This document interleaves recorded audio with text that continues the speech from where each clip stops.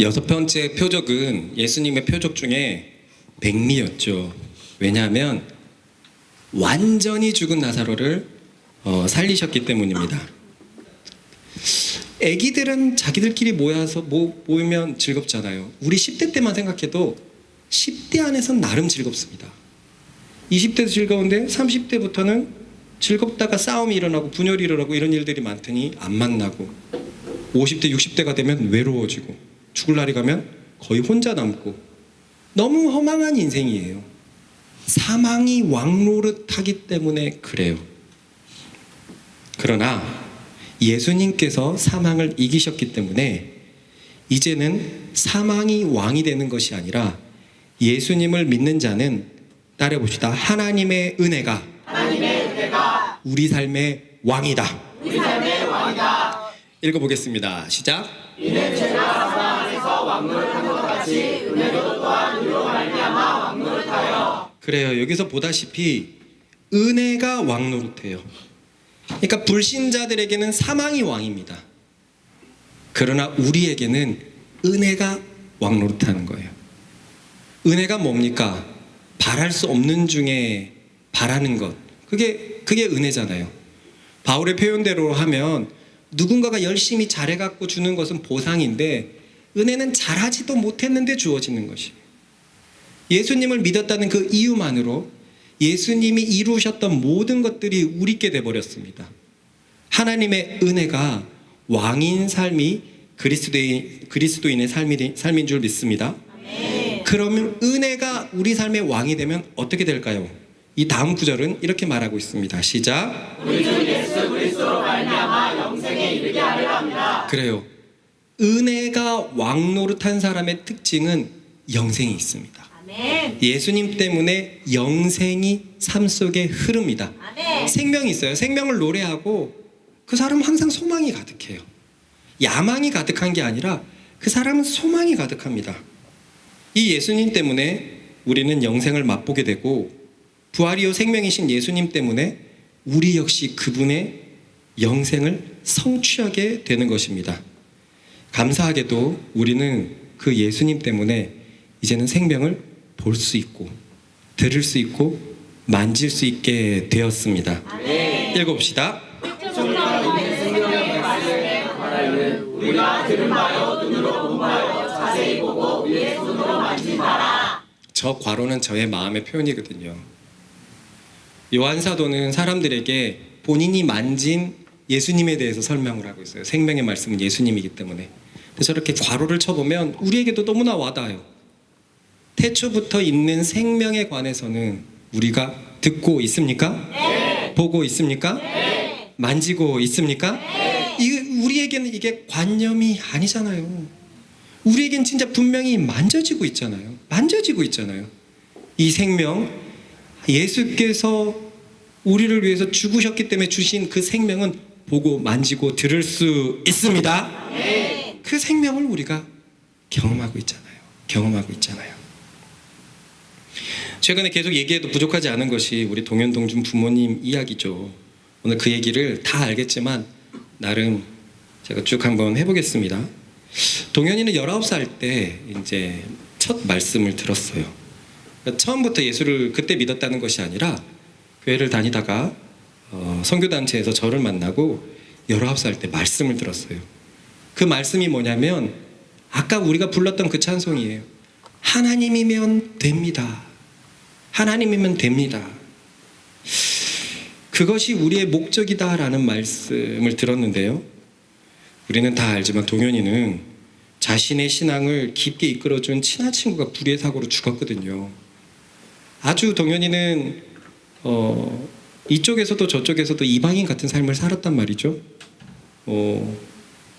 이 독일에 있을 때는 작고 나약하고 또 이렇게 황인이다 보니까 괴롭힘을 많이 당했어요.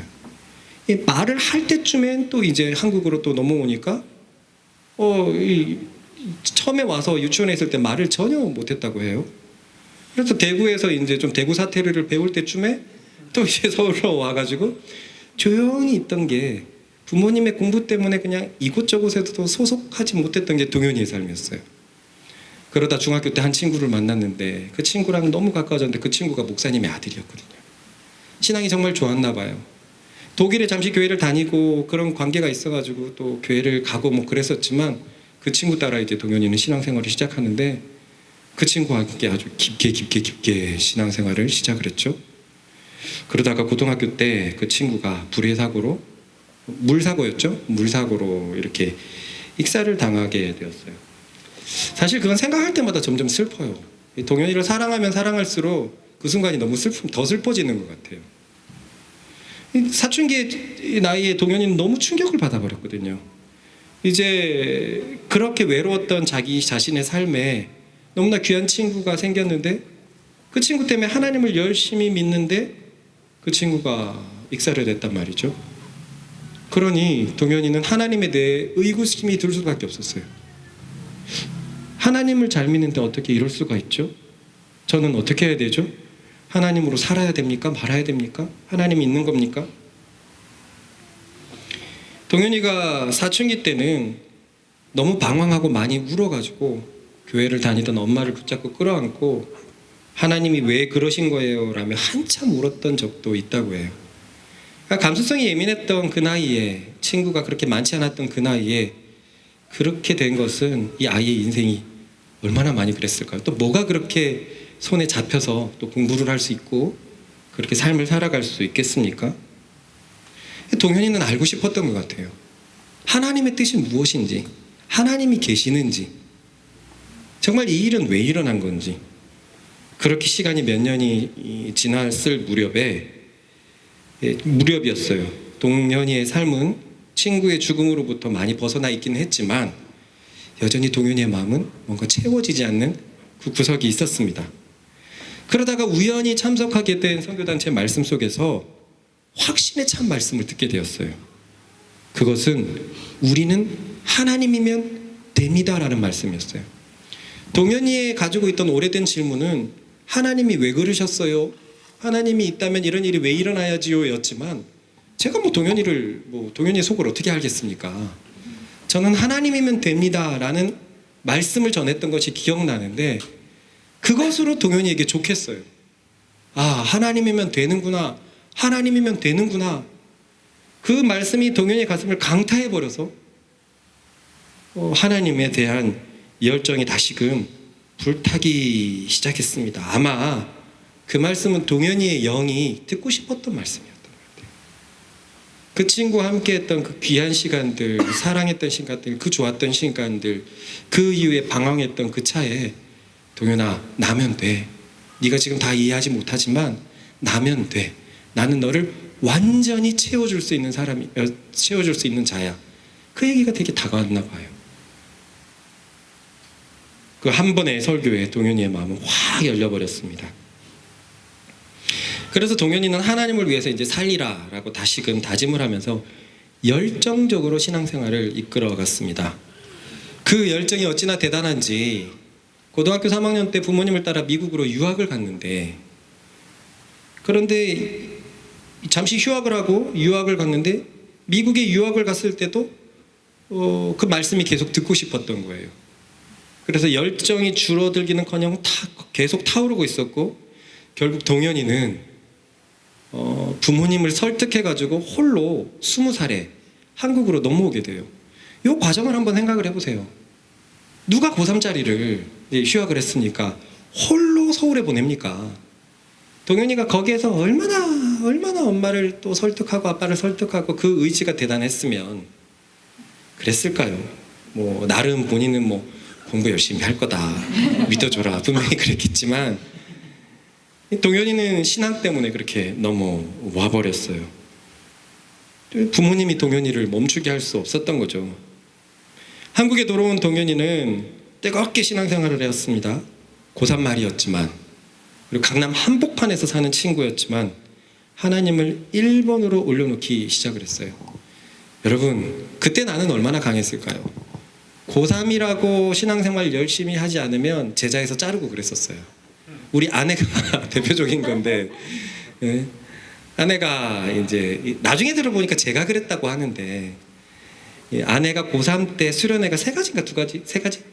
세 가지가 있었는데 저한테 물어봤어요. 어떤 걸 참여할까요? 그래서 하나 참여했지. 네, 하나를 참여하고 두 가지를 참여를 안 했어요. 근데 저는 신앙의 진 녀석 같으니라고 하면서 마음이를 멀리 뒀어요. 나중에 보니까 내가 말했다고는 하는데 아마 그때의 나는 그걸 내게 물어봐? 물어봐야지 알아? 우린 하나님이야. 그랬던 것 같아요. 그렇게 동현이는 그 삶에 충족한 삶을 살았어요. 정말로. 여러분 그렇게 할 수 있겠습니까? 여기 고3을 많이 지내고 공부했던 사람들 그렇게 할 수 있었을까요? 동현이는 그때도 1번이었어요. 부모님 보시기에 1번이었습니다. 부모님은 정말 그걸 좋아할 리가 없죠. 아버지는 자신을 따라 치대를 가기를 바랬고, 동현이를 몰라도 너무 모르시지만 치대를 가기를 바랐고 계속 동현이가 열심히 공부를 하기 바라셨는데, 또 어머니는 동현이가 한쪽으로 너무 치우치는 것 같아서, 애가 착해서, 애가 귀가 얇아서 한쪽으로 훅 갈 것 같은 그런 못 믿어온 동현이 같아서 걱정이 많으셨어요. 대학 생활은 부모님과 계속 갈등의 시간이었습니다. 동현이는 계속 뜨겁게 신앙생활을 이어갔고, 부모님은 그 갈등 속에서 동현이를 계속 포기해 갔어요. 얼마나 갈등이 심했는지 우리 9살 차이의 어린 동준이는 형을 원망할 정도였어요. 형 때문에 우리 집안이 엉망이 되었다. 그런 원망을. 형이 우리 집안의 원수다. 그게 그거잖아 임마. 그 자식 그거. 그러니까 형을 원망하면, 원래 둘이 사이가 참 좋았는데 형이 우리 집안을 아주 그냥 이렇게 풍비박산을 내놓는 원흉이 되었다. 몇 년이 지나고 군대를 다녀와도 동현이의 마음은 줄어들지 않았어요. 계속 하나님에 뜨거웠어요. 이제 부모님은 동현이를 포기하는 것을 넘어서, 야 저러다가 신학하는 거 아니야. 여보 신학하면 도와줍시다. 먼저 아버지가, 믿지도 않는 아버지가 아들이 목사가 된다고 하면 도와줍시다. 뭐 그렇게까지 얘기를 했다고 해요. 이때쯤 사춘기인 동준이의 반항이 시작되었죠.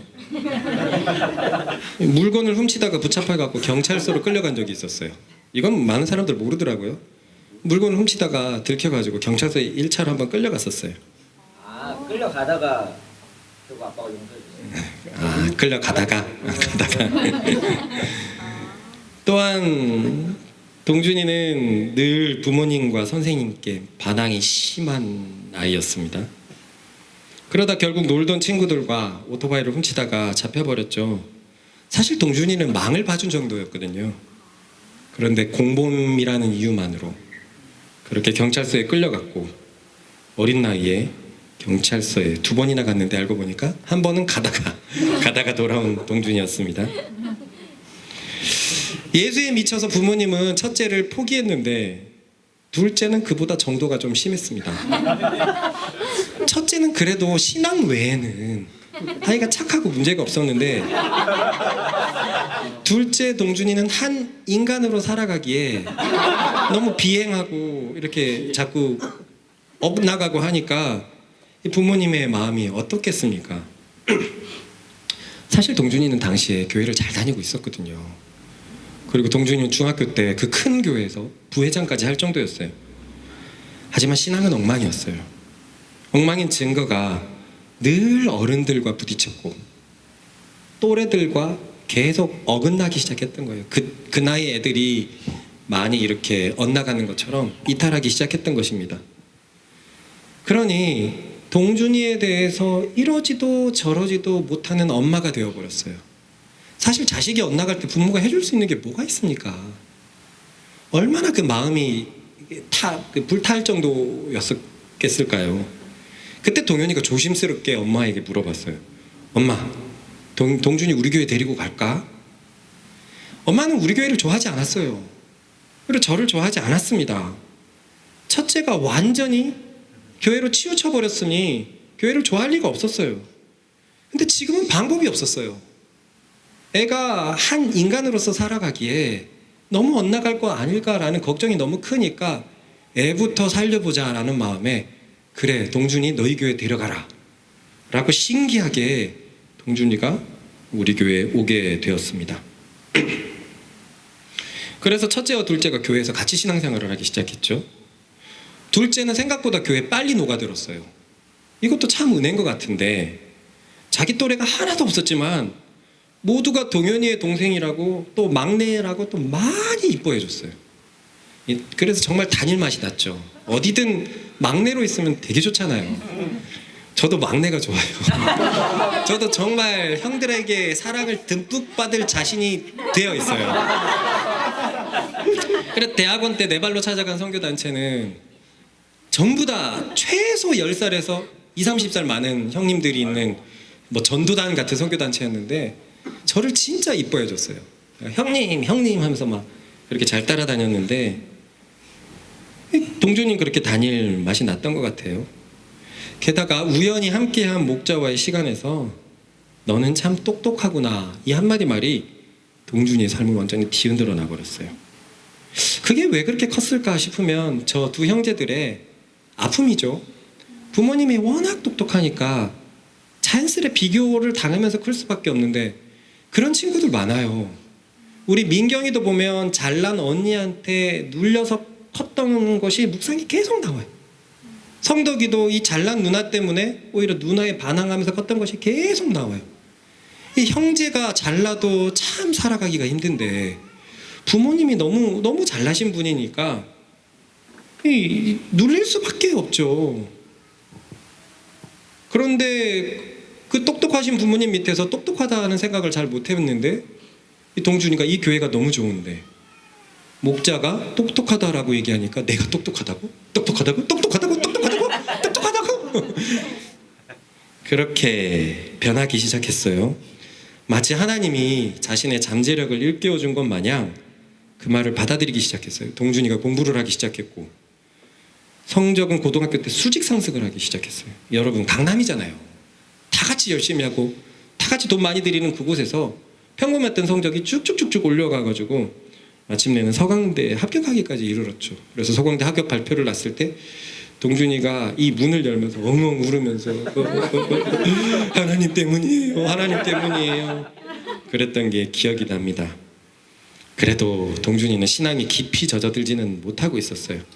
특유의 반항심 때문에 부모님과 사이는 점점 안 좋아지고 있었고 또 나쁜 습관이었던 유흥의 마음이 대학교에 가니까 도져버렸어요. 또 그래서 교회에서 사랑을 받지만 신앙을 깊게 들어가지 못하고 유흥과 교회와 그렇게 이도저도 아닌 삶을 살아버렸죠. 이 시간이 끝나면 민공이 다 같이 라면을 먹는데 지 혼자 도망가가지고 친구들과 술 처먹고 맨날 그냥 깐족깐족 합당한 그냥 이유만 대고 도망가고 그렇게 이도저도 아닌 삶을 살다가 군대에 갔는데 대학교 다닐 때 문제가 크게 터져버렸어요. 이른바 성추행 사건이 벌어져 버린 겁니다. 친하게 지낸 여하구에게 뭐 장난처럼 이렇게 한마디를 했는데 그 자리에서는 그 여하구도 웃고 넘어갔던 거예요. 그리고 뭐 사과하고 그냥 웃고 넘어갔던 건데 나중에는 동준이를 학교에 고소를 해버렸어요. 이 모든 것이 군대에 있을 때 터져버렸고 사실 당시에 동준이는 공황장애에 걸릴 정도로 힘들어했습니다. 나중에 알고 보니까 그 여하구는 동준이가 아니라 어떤 마음에 안 드는 사람을 고발하는데 동준이를 좀 약간 세트로 묶어갖고 고발을 했대요. 억울할 만도 하죠. 하지만 그렇다고 있지도 않은 일이 터져버린 건 아니에요. 그 일만큼의 경중 그렇게 무겁게 다뤄졌어야 하냐라는 것은 분명히 생각해 볼 여지가 있지만 어쨌든 동준이의 부적절한 언행이 있었고 그래서 그렇게 유흥과 재미로 지냈던 대학생활이 너무 어려워지기 시작을 한 겁니다. 학교 가기가 너무 두려웠고 동준이는 남들과 다르게 제대하는 게 너무 무서웠다 그래요. 그래서 동준이는 하나님을 정말 크게 군대에서 붙잡기 시작했습니다. 뭐 사고는 우리가 치지만 답은 항상 주님께 있잖아요. 아버지시잖아요. 아버지의 존재가 그런 것 아닙니까? 그러면서 동준이는 알게 된 거예요. 아, 내가 얼마나 내 마음대로 살았나, 얼마나 내 중심대로 살았나, 얼마나 내 잘난 대로 살았나. 그렇게 군대에서 신앙생활을 하면서 동준이의 날카로운 성격들이 깎여 나가기 시작을 했고, 그것은 부모님과의 관계에서도 나타나기 시작했습니다. 동준이는 특히 아빠와의 갈등이 너무 심했는데, 아빠가 일방적이시거든요. 그 일방적인 아빠 앞에서 동준이는 예 하고 싶지 않았던 거예요. 그때마다 받아쳤던 것이고, 그럼 그 소리가 욱해갖고 항상 커졌어요. 그런데 불과 지금으로부터 2, 3년도 안 된 어느 날에 동준이가 크게 반성하기 시작했어요. 이건 그리스도인의 자세가 아니라는 거예요. 그리스도인은 부모님과 이렇게 부딪히는 게 아니라는 거예요. 아빠가 불합리한 말을 하고 자기 위주의 말을 하고 그것은 못 받아들일 거지만, 그렇다고 부딪히는 것에 대해서도 그것이 면죄부가 붙는 게 아닌 거예요. 그래서 그 후로는 동준이가 최대한 아빠랑 안 부딪히려고 노력하고, 부딪히는 일이 있으면 먼저 사과하고 아빠를 사랑하려고 노력을 했습니다. 이렇게 동준이가 신앙생활을 하는데 갑자기 큰 변화가 찾아오기 시작했어요. 20년 동안 교회만 다니던 썬데이 크리스찬인 엄마가 마침내 복음에 눈을 뜨게 된 겁니다. 어머니는 60년생으로 맞나? 62, 아빠가 60인가? 네, 둘 다 틀렸네요. 어머니는 62년생으로 이제 만 61세이십니다. 사실 모든 일에 은퇴하신 거나 마찬가지고 아버지 치과의 일을 행정적으로 조금 도와주고 있어요. 그러니 몇 년 전부터 시간이 많이 납니다. 어머니는 그렇게 되면은 아버지랑 이것저것을 많이 할 수 있을 거라고, 노년을 그렇게 보낼 거라고 생각했나 봐요. 아버지는 평생을 일중독처럼 살아오셨대요. 아내가 봐도 그렇게 산 사람이 없대요. 근데 그 어머님이 그 서울대에 나오시고 그런 사람들을 봤잖아요. 그런 사람들 중에서도 독종처럼 아빠 같은 사람이 없었대요. 그렇게 밉보이지 않으려고 아주 철두철미하게 자신을 깎아가면서 그렇게 살았는데, 엄마 입장에서는 이제 대학을 나오고 병원을 개원하면 좀 자기 시간을 좀 갖고 그럴 줄 알았는데, 웬걸 개원하니까 더 바쁘게 사는 겁니다. 그래서 이제 이 엄마와의 시간이 더 없어져 버렸어요.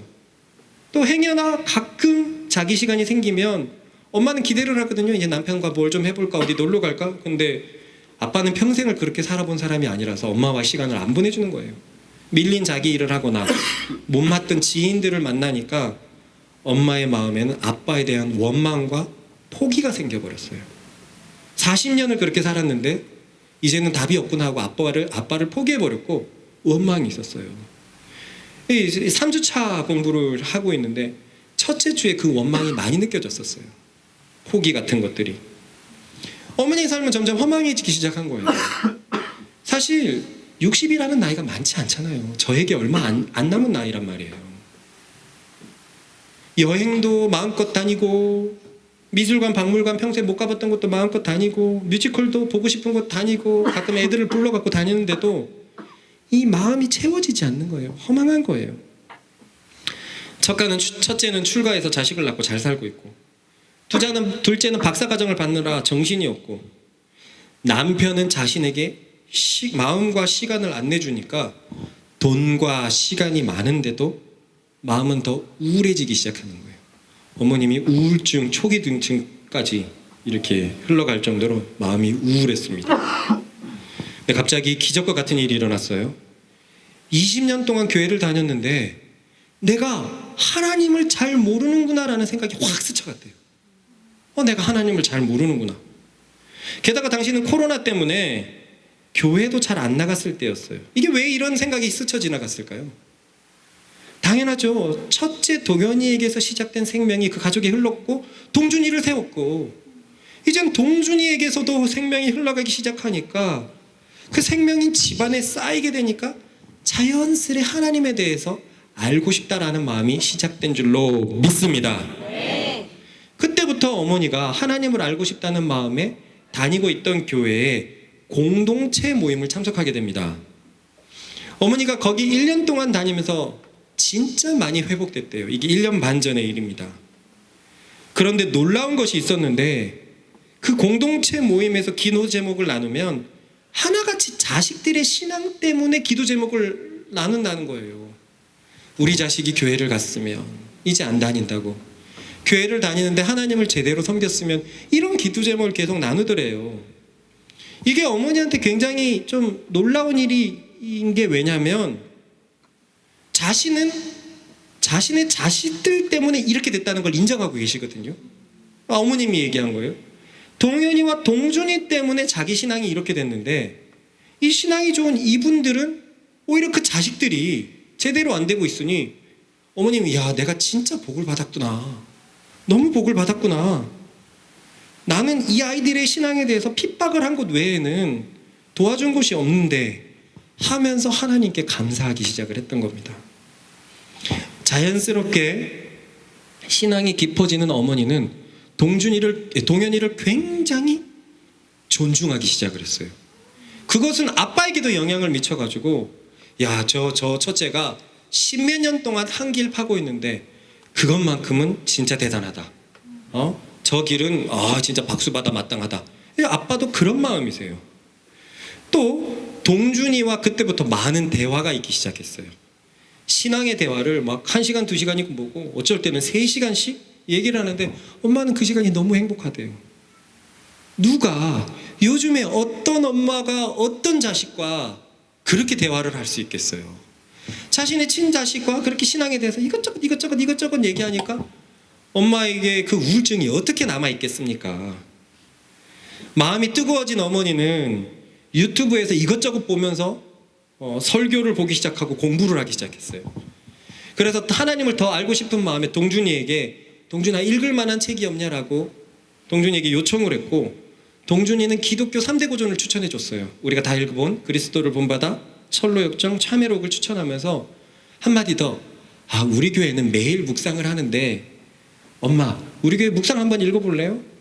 그래서 어머님이 지금 우리 교회 보라 사이트에 들어가가지고 묵상을 보고 있는데 하루에 4개씩 5개씩. 근데 그냥 보는 게 아니에요. 막 공부하면서 봐요. 공부 잘하는 사람 달라요. 요즘에는 주일날 설교도 이렇게 다 적어가면서 어머님이 이런 얘기해요. 제가 머리가 좋지 않아서 잘 못 외운다고. 어머니, 그런 소리 좀 하지 마세요. 그거 안 돼요. 어머님은 그쪽에서 머리 안 좋으신 거고 너무 머리 좋은 건데 그거 그렇게 하면 안 됩니다.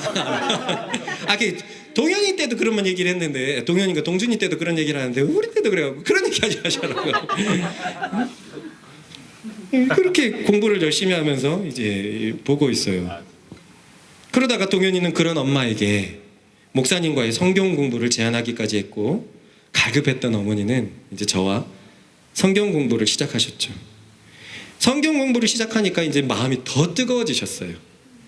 이리저리 관계를 맺으면서 자꾸 복음을 전하려고 하세요.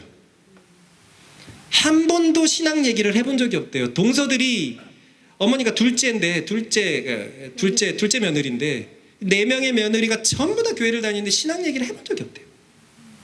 그런데 이제는 일부러 전화해갖고 첫째 며느리, 넷째 며느리랑 이렇게 신앙 얘기를 하신다는 거예요. 또한 친한 친구들 중에서 어려워하는 친구들이 있어요. 삶이 좀 무료하고. 그런데 이 친구가 예수 믿었으면 좋겠다고 하면서 그렇게 막 접근하고 만나시고 얘기하시는 장면을 얘기해요. 아울러 아버지 치과에서도 한 15명에서 20명이 일하는데 그들을 위해서 계속 기도하고 있다고 얘기를 해요. 복음이 전해졌으면 좋겠다고. 무엇보다 용서할 수 없었던 시어머니.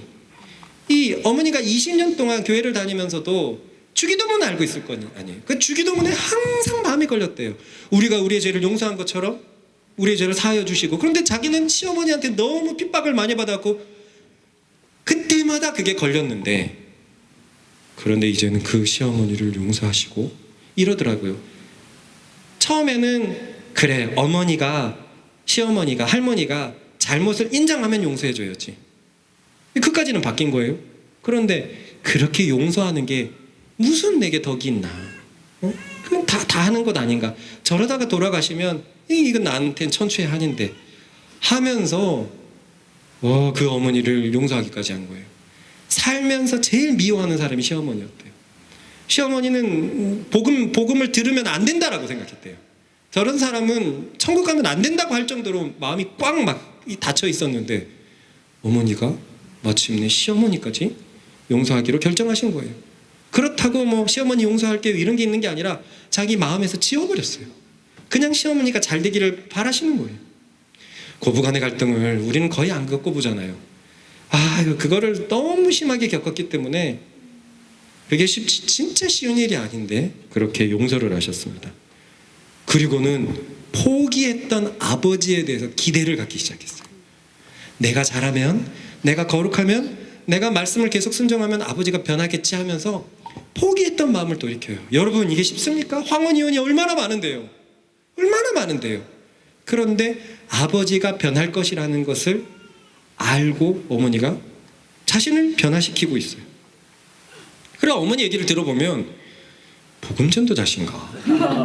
뭐 이제 사명에 눈을 뜨셨나? 갈 때마다 놀래요. 그 열정이 어떻게 저럴 수가 있지? 그냥 어머니 평생에 만났던 사람들한테 복음을 다 뿌려야지 직성이 풀릴 만큼 그냥 막 애를 쓰고 계세요. 역시 따라해봅시다. 역시 복음은 생명이다. 죽었던 것을 반드시 살려내고 만다. 그런데 몇 해 전부터 90이 다 된 할머니가 이제 아프시기 시작했습니다. 자연스러운 거죠. 이제 눈이 완전히 안 보여요.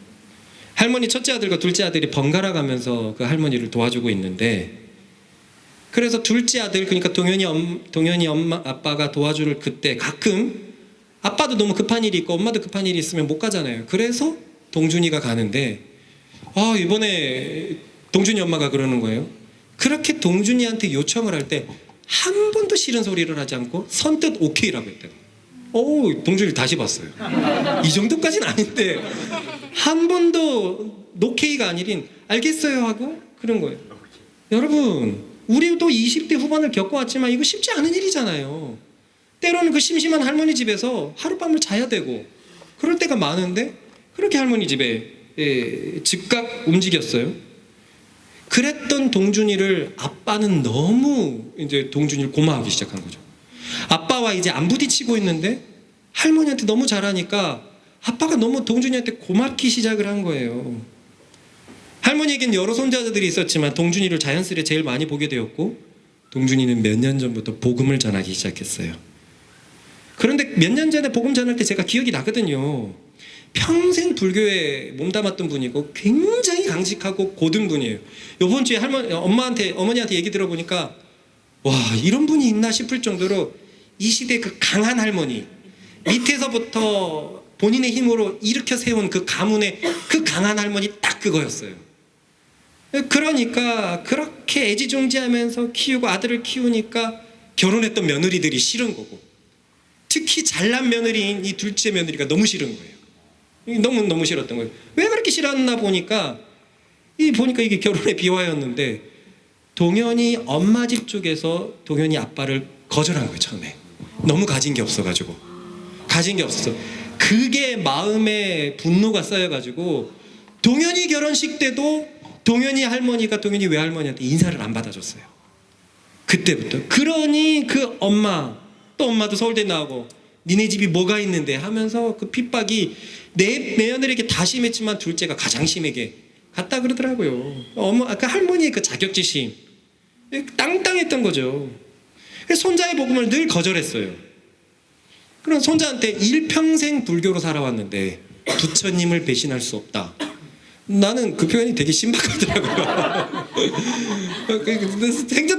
생각도 못했던 표현인데 90년을 그렇게 살아왔으니까 이제 와서 그게 무슨 소용이 있겠나 싶고, 그리고 진짜 그런 표현 부처님한테 너무 미안한 일인 것 같고, 그런데 그렇게 몇 년에 걸쳐서 복음을 전하니 마침내 할머니 마음에 변화가 오기 시작했어요.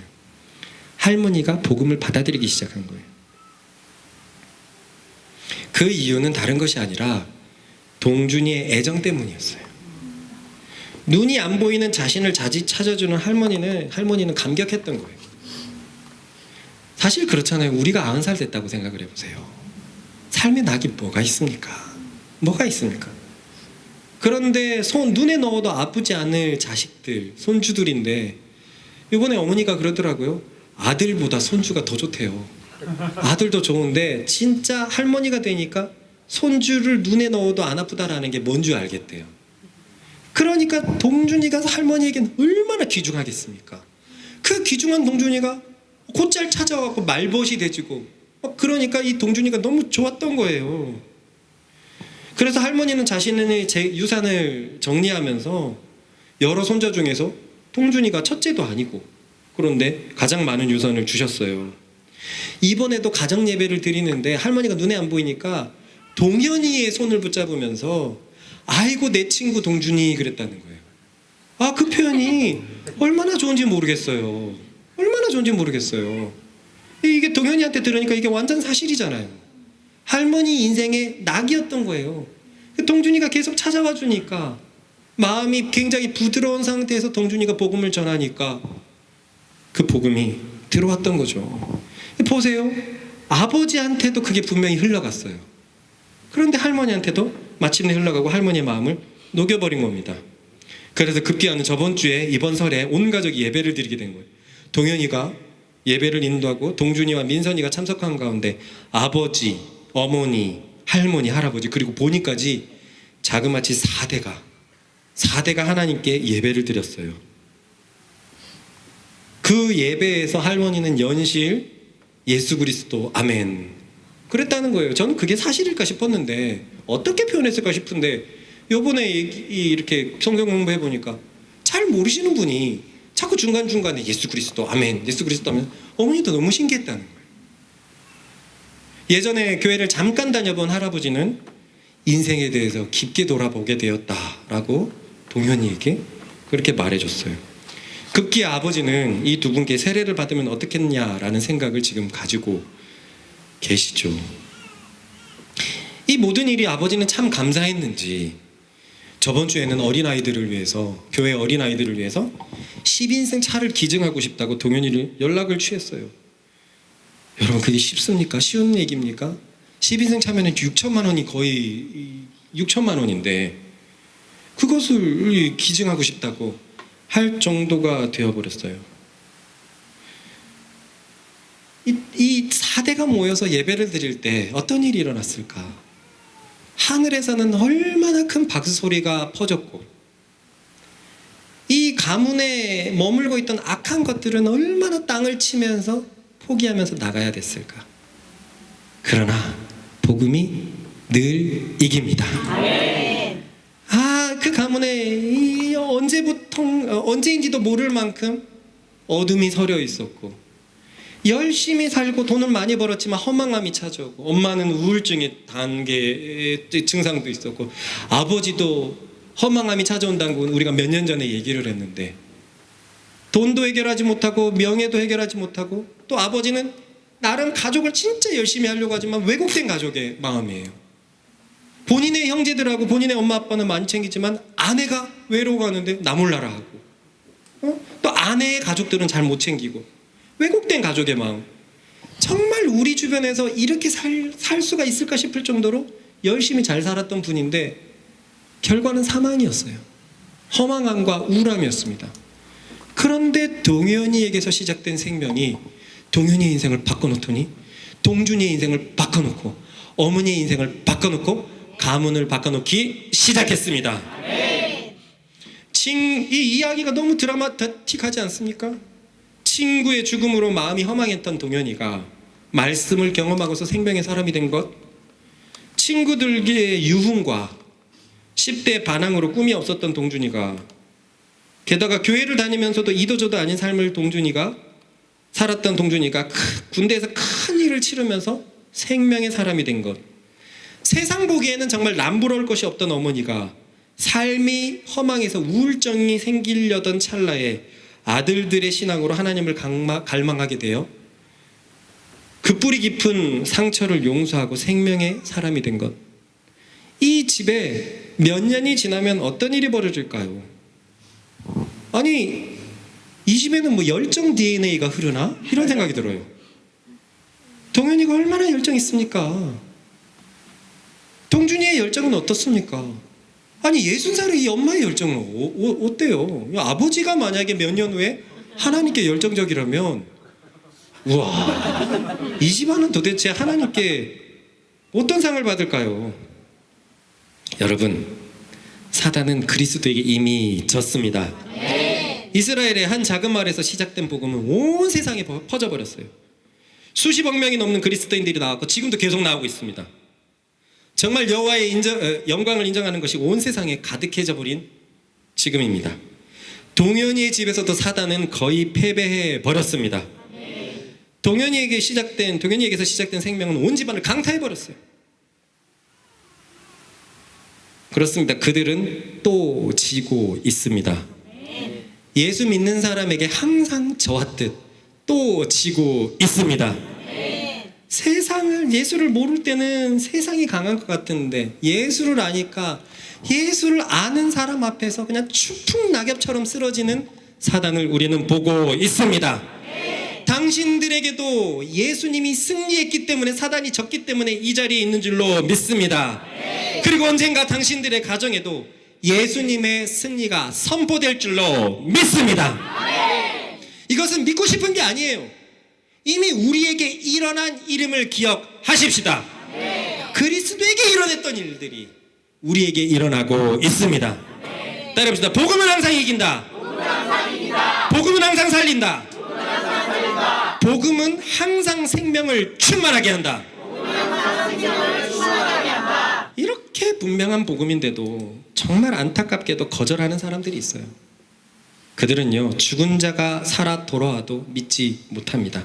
읽어봅시다. 시작. 마리아에게 와서 예수께서 하신 일을 본 많은 유대인이 그를 믿었으나 그 중에 어떤 자는 바리새인들에게 가서 예수께서 하신 일을 알리니라. 이에 대제사장들과 바리새인들이 공회를 모으고 이르되 이 사람이 많은 표적을 행하니 우리가 어떻게 하겠느냐. 만일 그를 이대로 두면 모든 사람이 그를 믿을 것이요 그리고 로마인들이 와서 우리 땅과 민족을 빼앗아가리라 하니. 자주 얘기하지만요, 기적은 우리의 마음에서 지워버리십시다. 하나님이 원하시면 일으키십니다. 그런데 기적 때문에 예수 믿지 않는다는 것은 성경이 증언하고 있어요. 죽은 자가 살아 돌아와도 야, 이거 이제 어떡하지? 고민하고 있는 종교 지도자들입니다. 무엇이 이들의 눈을 이렇게나 가렸겠습니까?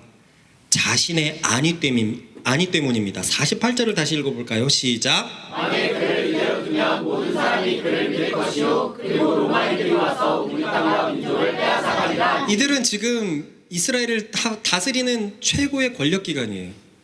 근데 예수를 쫓는 사람들이 많이 일어나면 폭동이 일어날 것이고, 그 폭동이 일어나면 로마 군대가 들어와 가지고 자기들을 점령하게 되면 자기 자리가 바뀐다는 거예요.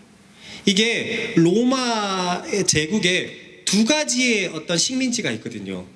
그러니까 자치권을 인정하는 식민지가 있고, 자치권이 박탈돼서 로마가 직접 통치하는 데가 있어요.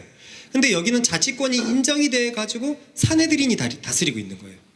그런데 이런 일들이 일어나면은, 이런 많은 사람들이 몰리는 이런 일들이 일어나면은 로마가 들어오게 되고 자치권을 박탈하게 되고, 그럼 자기 자리가 없어진다는 거예요. 사람이 죽었다가 살아났는데 이거 놔두면 내 자리가 없어진다는 거예요. 밥그릇 때문입니다. 밥그릇 때문에. 그래서 밥그릇 때문에 생명의 주를 보고도 믿지 못하고 있습니다. 이런 자들에 대해서는 바울이 다음과 같이 말하고 있습니다. 시작.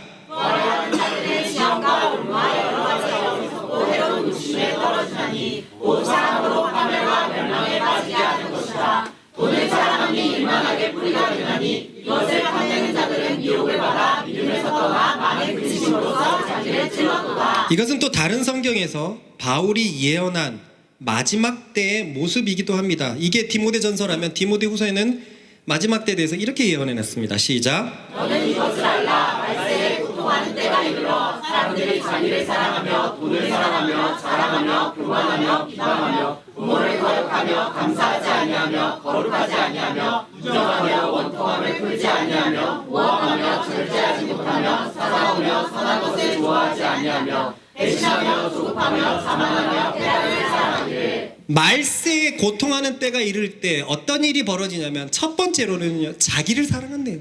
자기가 최고예요. 내가 최고예요. 그래서 요즘에는 뭐 여권에도 맨, 우먼 아닌 뭐 이제 제3의 성을 얘기를 하고 있잖아요. 근데 이게 뭐 3의 성이 아니라 남자였다가 여자였다가 남자인 사람, 남자였다가 여자였다가 여자인 사람 뭐 이렇게 해갖고 성이 10몇 개, 20몇 개까지 그렇게 나오고 있어요. 완전히 자기 마음대로 해요. 자기가 주인입니다. 그런 삶의 특징이 뭡니까? 돈을 사랑하고, 돈이 최고고, 자랑하고 내 아들이 뭘 다니는 줄 알아? 내가 뭘 했는지 알아? 교만하고 비방하고 부모를 거역하고. 이 시대에 딱 그거 아닙니까? 부모를 사랑하는 게 아니라 부모를 거역해요. 감사치도 않아요. 거룩하지 않아요. 세상 사람들과 똑같다는 거예요. 무정하고 정이 없어요. 원통함을 풀지 아니하며, 풀어주지 않아요. 모함하며 절제 못하며 사나우며 선한 것을 좋아하지 않으며 배신하며 조급하며 자만하며 쾌락을 사랑하기를. 이게 얼마나 이때의 모습 정말 잘 얘기하고 있습니까? 그런데요, 매우 놀라운 일이 있어요. 이 구절에 나온 이 모습은요, 가만히 보면 지금 이 세상의 모습 같잖아요. 근데 그게 아닙니다. 지금 이 세상의 모습이 아니에요.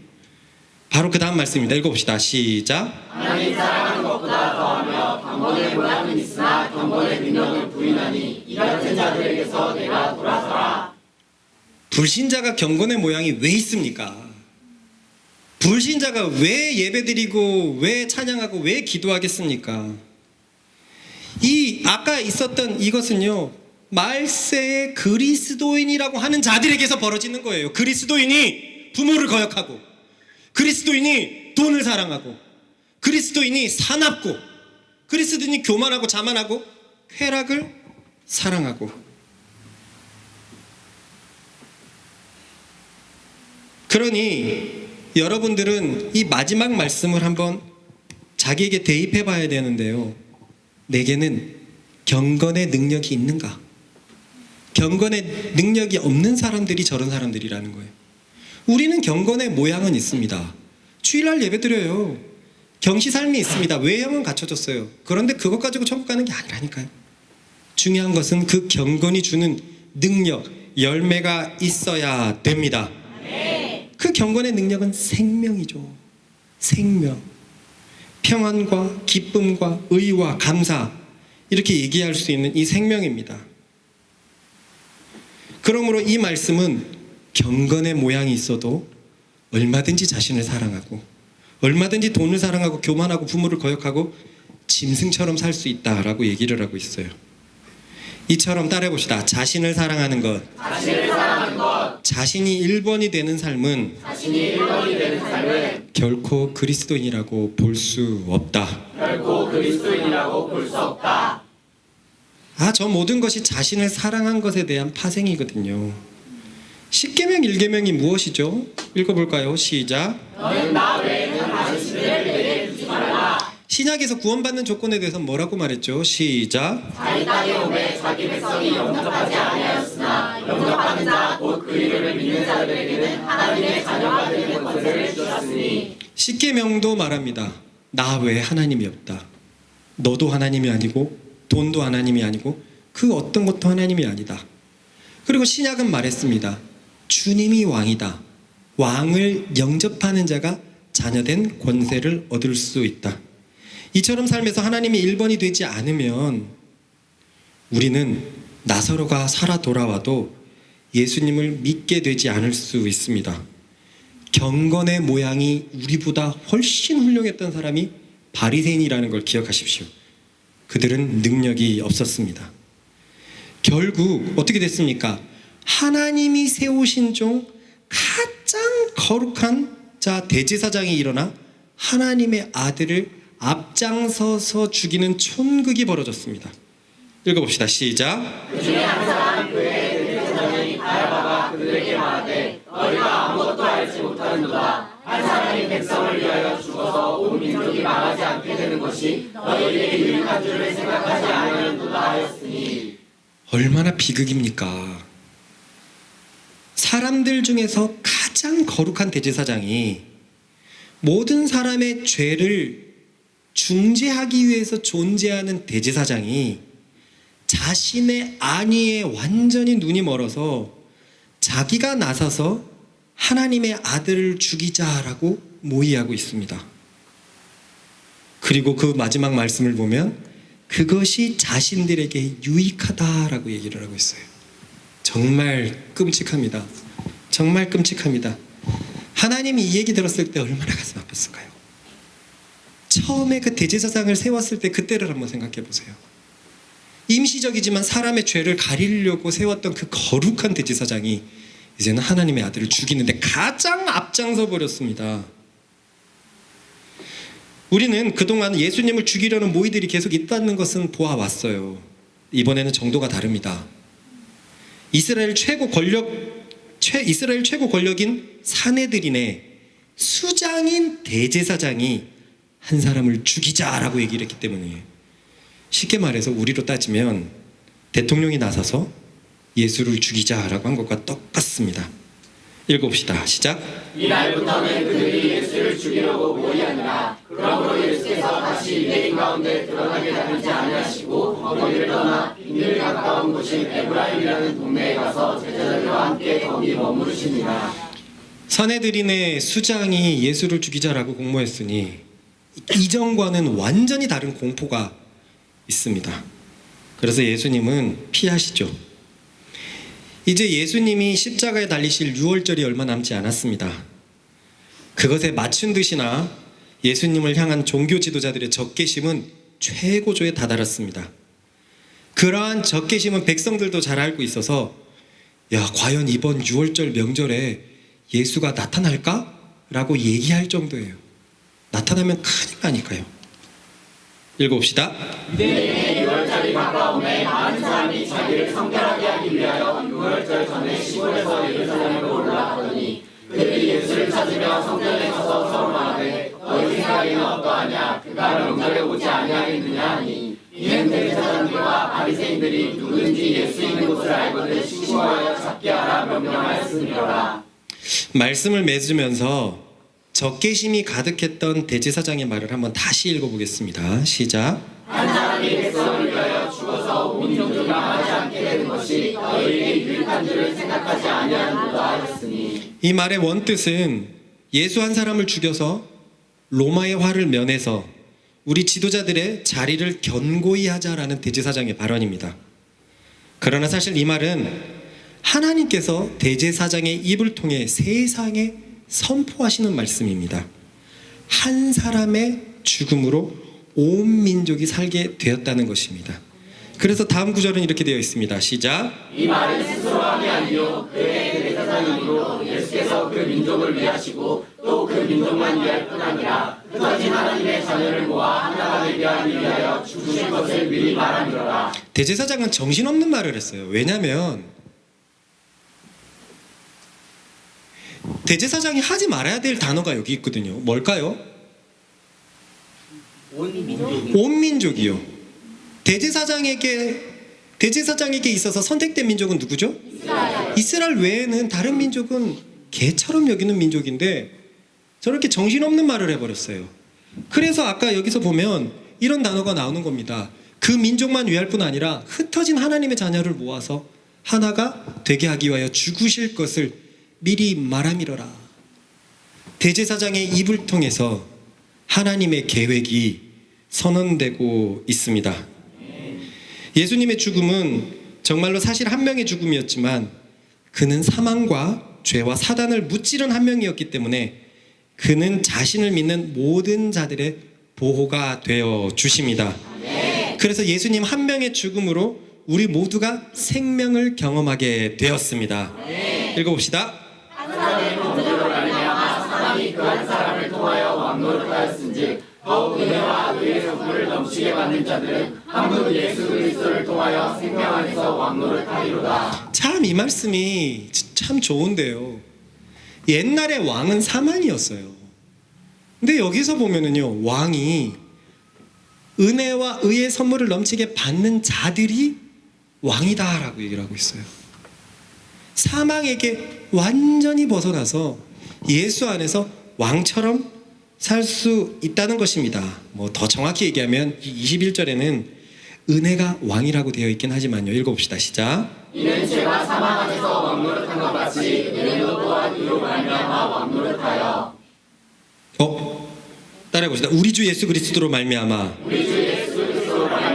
영생에 이르게 하려 함이라. 따라해 봅시다. 그렇다. 이제 우리의 삶의 왕은 죄가 아니라 하나님의 은혜이다. 이런 놀라운 특권과 은혜에도 불구하고 내가 중심이 되어 있다면, 내 안위가 우선되어 있다면 주님을 만날 수 없습니다. 우리는 분명히 동현이가 온전한 믿음을 갖고 있다고는 생각지 않아요. 동현이가 자주 얘기하는 것처럼 일터에서는 쭈구리로 있었어요. 하지만 부모님 보시기에 부모님과 싸워가는 믿음의 싸움 속에서는 얘는 하나님이 1번인 사람이야 라고 인정을 받았더니 그 집안에 어떤 일이 일어났었는지 우리는 다 보았습니다.